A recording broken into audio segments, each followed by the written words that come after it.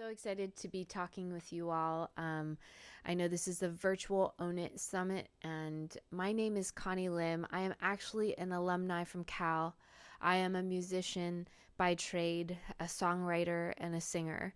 I perform under the artist name MILCK. I am signed with Atlantic Records, and I also write and produce music for film, TV, and ads.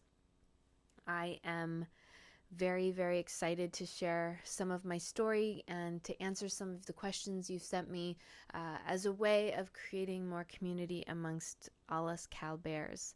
The first question you all sent me was, drumroll please, how do you own it and how do you help other women to own it? The first thing that comes to mind for me is sharing my stories.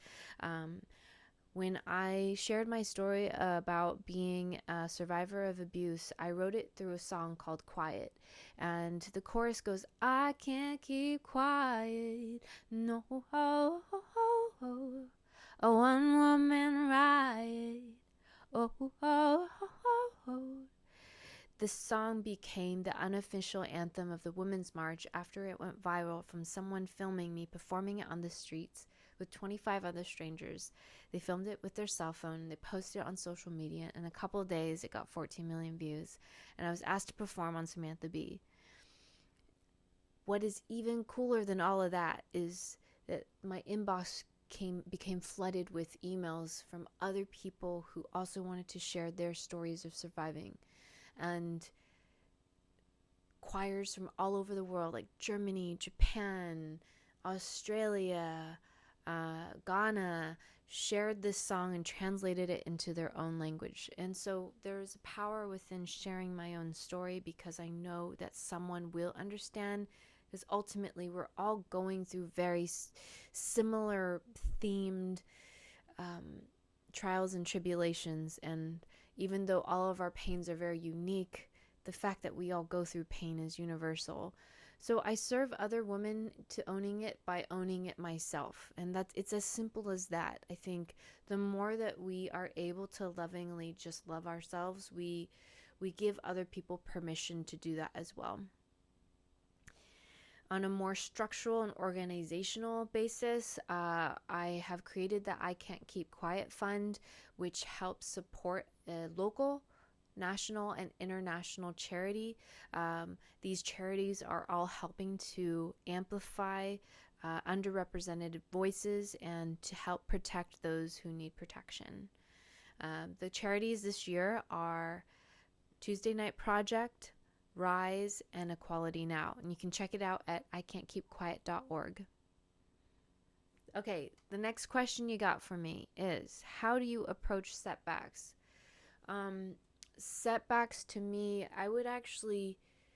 the word setbacks can feel really discouraging because it almost feels like, okay, we're moving forward and then something has pushed us backwards. But and that can feel devastating if the idea is that we move from point A to B in a forward motion. I view life being a spiral, and so sometimes we move forward and sometimes we go backwards, and that's just part of the journey. So I accept all of these things, even though sometimes it's difficult. I like to point out the things that I'm learning along the way. So if I experience a setback, I like to look at the details of the things that I have. I actually will list out all the things I'm grateful for to remind myself, to ground myself of the blessings that I already am able to live with. And of course, I do acknowledge the things and the pain and the mourning and the grieving of whatever I've lost. I don't avoid that. I actually let myself get super sad. I let myself cry. I work through and walk through all the emotions. Through gratitude, I can stay as present as possible. So if you're going through difficult things, get out a piece of paper and a pen and list out the things that you are grateful for, and it can help lock you back into this present moment, because you'll be like, wow, I have so much. And those setbacks will seem a little less daunting. And if they still seem daunting, that's okay too. And the point is to breathe through it and I like to play detective, like, ooh, what kind of lesson am I going to learn from this? What kind of tools am I going to gain from this? And I just have to breathe through it, try to be patient, and just let it happen. And you know what? The best thing I can do to deal with setbacks is to know that they're going to happen. I think that's about it. Okay, next one. Number 3, what is the best advice you could give today's college woman? The best advice I could give is, first off, I would say that you know a lot of things that I don't know, and that you could actually teach me a lot of things.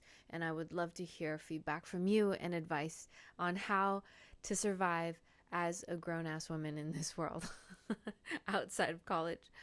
I want to acknowledge that. The other thing that I would like to share is a tool that I've been using lately is to pause as much as I can and just think, what do I need right now? What does my body need? What does my heart need? What does my mind need? And instead of focusing on where you need to head, how much you need to succeed, try to go back into your body and focus on what you need. And sometimes you need to lie down. And sometimes you need to go for a run. Sometimes you need to go lie on a patch of grass or take a walk in the brisk air. But the power of knowing what you need in every given moment will lead you towards who you are more quickly. I would also say that in college, we are so honored for the things that we come up with our mind and our brain. And I think sometimes what's very underrated is our heart.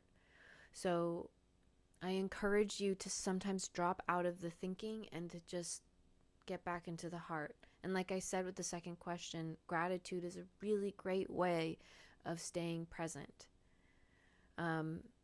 If there's any accomplishment that I would say is one of my favorite accomplishments that I've learned thus far in my life, is getting out of the way, is of not overthinking and not doubting myself and just letting life happen rather than trying to think and control and predict. That's all in the head. The body knows, and so I would encourage you, as you balance out your life as an academic, remember the heart and remember your body.